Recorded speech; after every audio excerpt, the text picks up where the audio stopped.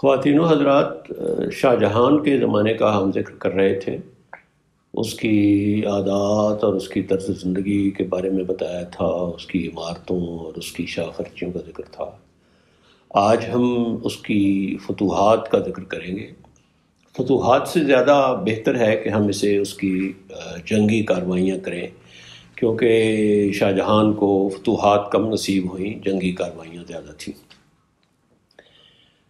شاہ جہان کے زمانے میں جو جنگیں ہوئیں اور مختلف مہمات ہوئیں، ان میں آپ کو ایک جھلک اورنگزیب کی ملے گی۔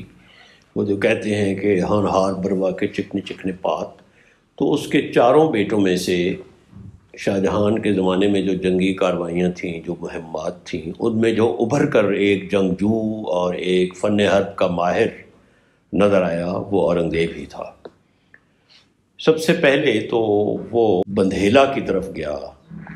یہاں پر جھجر سنگھ تھا جو بیر سنگھ کا جانشین تھا، اور یہ بیر سنگھ بندھیلا وہ شخص ہے جس نے جہانگیر کے کہنے پر ابو الفضل کو قتل کیا تھا، جو اکبر کے لیے بہت بڑا صدمہ تھا۔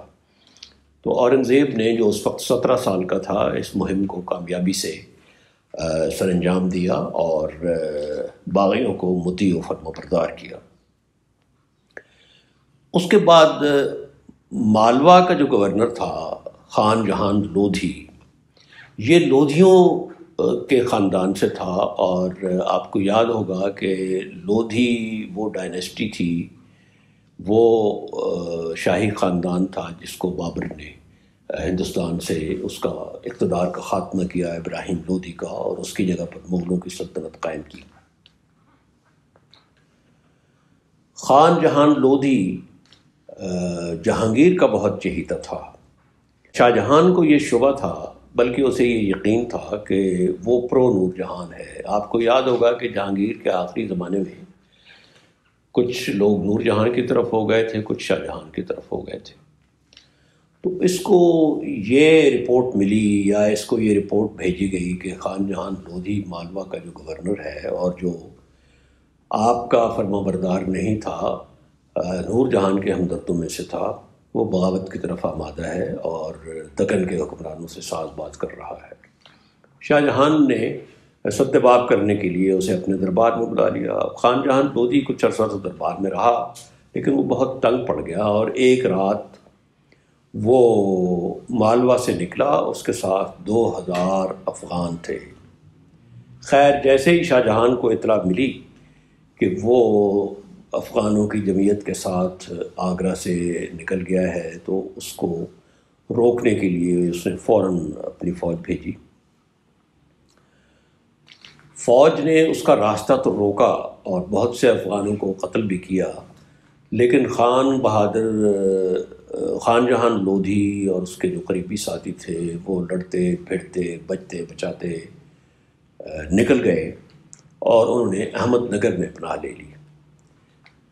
یہاں سے اب خان جہان لودھی کے احمد نگر میں پناہ لینے سے ایک قصہ شروع ہوتا ہے دکن کا، جو شاہ جہان کے زمانے میں بھی جاری رہا اور اورنگزیب کے زمانے میں بھی جاری رہا، اور جس کو بھی تاریخ سے دلچسپی ہے اس کے لیے یہ خصوصی توجہ کا مستحق ہے، کیونکہ یہی دکن ہے کہ جو اورنگزیب کے ذریعے مغل اقتدار کے زوال کا باعث بنا، اور 50 سال جو اورنگزیب کے اقتدار کے تھے، اس میں سے آخری 25 سال وہ دکن ہی میں رہا، الجھا رہا۔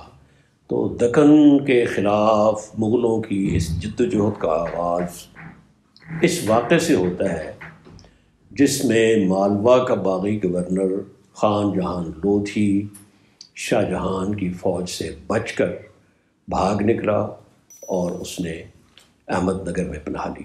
شاہ جہان نے اب اس موقع کو غنیمت سمجھتے ہوئے اسے ایک فل سکیل وار میں تبدیل کرنے کا سوچا۔ یہ یاد رکھیے کہ اس وقت 3 مسلم ریاستیں تھیں دکن میں، یعنی جنوبی ہند میں، احمد نگر، اور اس کے نیچے مغرب کی طرف بیجاپور، اور مشرق کی طرف گولکنڈا، اور گولکنڈا کا جو صدر مقام تھا دارالحکومت، وہ آج کا جو حیدرآباد ہے وہ تھا، اس زمانے میں بھی اسے حیدرآباد ہی کہتے تھے۔ لیکن شاہ جہان خود ذاتی طور پر یہاں آیا، لیکن حالت یہ تھی کہ اس کی جنگ میں، اس کی فوج میں، اس کے جو سپہ سالار تھے وہ بٹے ہوئے تھے، آپس میں ایک دوسرے کے خلاف شکوہ کناہ رہتے تھے، سازشیں رہتی تھیں، اور یہ اتنے مشکل حالات تھے شاہ جہان کے لیے کہ اس کی موجودگی میں، اس کے خود کمانڈ کرنے کے باوجود 1 سال لگا یہ مہم سر کرنے میں، اور 1 سال کے بعد بھی یوں کہ مختلف وجوہات کی بنا پر، مثلا قحط آ گیا احمد نگر میں، مسلسل حالت جنگ میں رہنے کی وجہ سے احمد نگر کے مالی حالات خراب ہو گئے، تو انہوں نے خان جہان لودھی کی سرپرستی سے ہاتھ کھینچ لیا اور ہتھیار ڈال دیے۔ خان جہان بھاگ کر پنجاب کی طرف جا رہا تھا تو مغلوں نے اس کو قابو کر لیا اور راستے میں اس کو قتل کر دیا۔ یہ جو پورا عرصہ رہا، 1.5 سال شاہ جہان اس مملکت کے اس حصے میں، دکن میں، تو اس کا کافی بے آرامی سے اس کا یہ عرصہ گزرا، عدم اطمینان سے گزرا، وہ تھک بھی گیا تھا بہت۔ پھر المیہ یہ ہوا کہ ممتاز محل کی وفات ہو گئی تو وہ بددل ہو کر 1.5-2 سال کے بعد دکن سے واپس لوٹا۔ ہاں، اس نے یہ کیا کہ مہابت خان جو اس کا مشہور کمانڈر تھا، آپ کو مہابت خان کا کردار یاد ہوگا کہ جہانگیر کے آخری دنوں میں اس نے جہانگیر کو یرغمال بھی بنا لیا تھا۔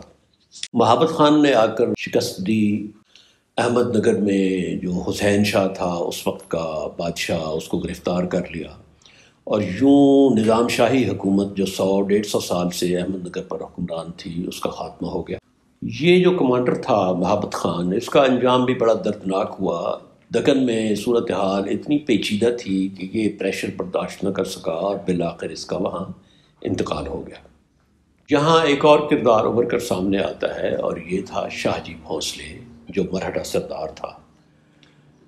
اس نے یہ کیا کہ جو ختم ہو چکی تھی احمد نگر کی سلطنت حسین شاہ کی گرفتاری سے، ہاں، حسین شاہ کو گرفتار کر کے مغلوں نے گوالیار میں بھیج دیا، اور گوالیار قلعہ وہ ہے، اس کا آپ اس کے بعد بھی ذکر سنیں گے، جہاں یہ سیاسی قیدیوں کو رکھتے تھے، وہیں پر اس کی وفات ہوئی۔ شاہ جی بھونسلے نے یہ کیا کہ اسی نظام شاہی خاندان کے ایک فرد کو لے کر اس کی ایک حکومت قائم کر لی۔ اب شاہ جہان کو دوبارہ واپس آنا پڑا دکن میں۔ یہاں آ کر اس نے پھر بھرپور جنگیں کی۔ سب سے پہلے گولکنڈہ کی جو ریاست تھی مغرب کی طرف، اس کو مطیع کیا، انہوں نے خراج دینے کا وعدہ کیا۔ اس کے بعد بیجاپور کی حکومت پر اس نے پریشر ڈالا، اور 1636 میں ایک مشہور معاہدہ ہوا جو بیجاپور کا معاہدہ کہلاتا ہے۔ اس معاہدے کی روح سے بیجاپور نے مغلوں کی سپریمیسی کو، مغلوں کی سپیریئرٹی کو تسلیم کر لیا۔ سالانہ 2 لاکھ خراج دینے کا وعدہ کیا، اور اس سے بیجاپور سے کی سلطنت سے مغلوں نے یہ وعدہ بھی لیا کہ گولکنڈہ کی جو ریاست ہے اس کی سرحدوں کا اور اس کے حدود کا احترام کیا جائے گا۔ ہاں، جو ریاست ختم ہو چکی تھی احمد نگر کی، اس کے 50 پرگنے دیے گئے بیجاپور کو، تاکہ وہ اس میں سے اپنا ریونیو کما سکے۔ ساتھ ہی یہ وعدہ بھی لیا گیا بیجاپور سے کہ شاہ جی بھونسلے کو کنٹرول کرنے کے لیے وہ مغلوں کی مدد کریں گے۔ 1636 کا یہ معاہدہ 20 سال کے لیے رہا، اور یہ مشہور اس لیے ہے کہ بعد میں اس کو سونے کا فریم دے کر مغلوں نے بھیجا بیجاپور میں۔ اور یوں ایک لحاظ سے یہ جو پہلا دور تھا شاہ جہان کا، اس کا نتیجہ یہ ہوا کہ احمد نگر کی ریاست تحلیل ہو گئی، اس کا وجود ہی نہ رہا۔ شاہ جی بھونسلے جو تھا وہ اس نے بھی بعد میں اطاعت قبول کر لی، اور بیجاپور میں مغلوں کی اطاعت قبول کر کے بیجاپور کے ہم ملازم ہو گیا۔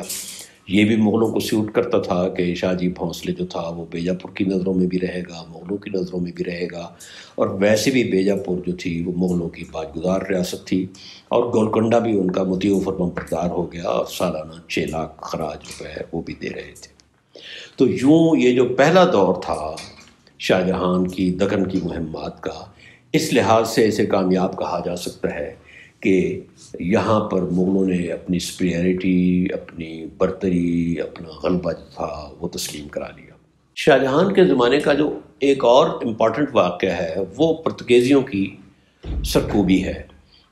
آپ کو پتہ ہے کہ پرتگیزی بہت عرصے سے، تقریباً 1500 سال سے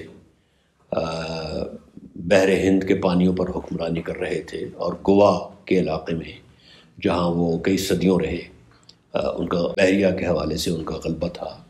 لیکن دوسری طرف بر صغیر کا جو دوسرا کنارہ تھا، بنگال، چٹاگانگ، وہاں بھی ان کی آمد و رفت تھی، اور ہوگلی کے مقام پر ان کی رہائش بھی تھی، اور ایک لحاظ سے ان کی عملداری بھی تھی۔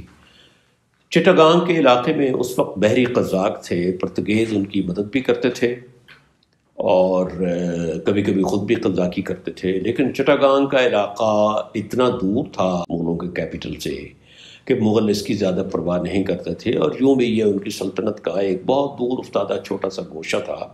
لیکن پرتگیزیوں نے اب اپنے پرپرزے نکالنے شروع کیے۔ ایک تو وہ جو مغلوں کے جہاز تھے، کشتیاں تھیں، ان سے بھی وہ سرچارج لیتے تھے، ٹیکس لیتے تھے۔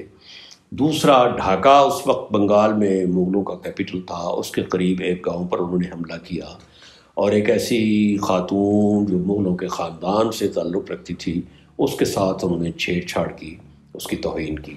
تو قاسم خان اس وقت گورنر تھا بنگال کا۔ شاہجہان نے حکم دیا کہ ان کی سرکوبی کی جائے۔ چنانچہ قاسم خان ایک فوج لے کر، جس میں گھوڑے بھی تھے، تقریباً 1200 سوار تھے، تقریباً 600 ہاتھی تھے، کشتیاں بھی تھیں ان کے پاس بہت سی، تو اس نے اسٹارم کیا، حملہ کیا ہوگلی پر، بہت سے پرتگیزیوں کو قتل کر دیا۔ پرتگیزی بہت سے بھاگ گئے، بہت سو کو یہ قیدی بنا کر آگرہ میں لے آئے، کچھ نے اسلام قبول کر لیا۔ ایک ورشن یہ بھی ہے کہ انہیں کہا گیا کہ اگر تم اسلام قبول کرو گے تو تمہیں آزاد کر دیا جائے گا۔ یہ پتہ نہیں کہاں تک درست ہے۔ بہرحال پرتگیزیوں کی انہوں نے سرکوبی کی، اور یہ ایک بڑا امپورٹنٹ واقعہ تھا۔ اس ایپیسوڈ میں ہم نے آپ کو بتایا ہے کہ شاہجہان نے اپنے پہلے دور میں دکن کی مہم کس طرح سر کی، کیا مشکلات پیش آئیں۔ اس کے بعد یہ جھڑپ تھی پرتگیزیوں کے ساتھ، جس میں پرتگیزیوں کی سرکوبی کی گئی۔ ہمارا یہ چینل آپ سبسکرائب کیجئے۔ اگلے ایپیسوڈ میں ہم آپ کو شاہجہان کے زمانے کی کچھ اور جنگی کارروائیاں بتائیں گے۔